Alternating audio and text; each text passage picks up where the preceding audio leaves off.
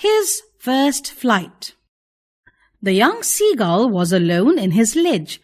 Somehow, when he had taken a little run forward to the brink of the ledge and attempted to flap his wings, he became afraid. The day before, all day long, he had watched his parents flying about with his brothers and sister, perfecting them in the art of flight, teaching them how to skim the waves and how to dive for fish. He had, in fact, seen his older brother catch his first herring and devour it, standing on a rock, while his parents circled around, raising a proud cackle. He felt the heat because he had not eaten since the previous nightfall.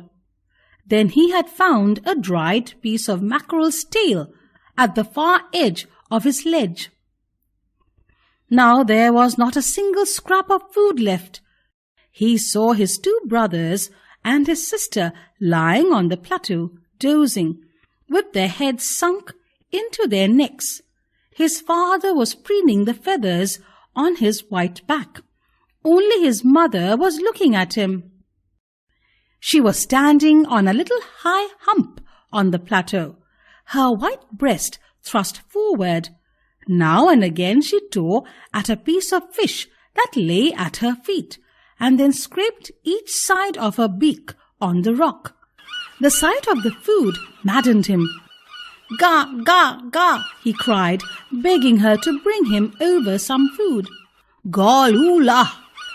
she screamed back mockingly, but he kept calling plaintively, and after a minute or so he uttered a joyful scream. His mother had picked up a piece of the fish and was flying across to him with it. He leaned out eagerly, tapping the rock with his feet, trying to get nearer to her as she flew across. But when she was just opposite to him, abreast of the ledge, she halted. He waited a moment in surprise, wondering why she did not come nearer, and then, maddened by hunger, he dived at the fish. With a loud scream, he fell outwards and downwards into space. His mother had swooped upwards. Then a monstrous terror seized him, and his heart stood still. He could hear nothing, but it only lasted a moment. The next moment, he felt his wings spread outwards. The wind rushed against his breast feathers, then under his stomach and against his wings. He could feel the tips of his wings cutting through the air. He was not falling headlong now. He was soaring gradually, downwards and outwards.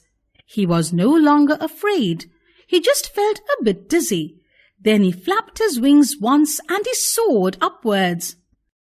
He uttered a joyous scream and flapped them again. He soared higher.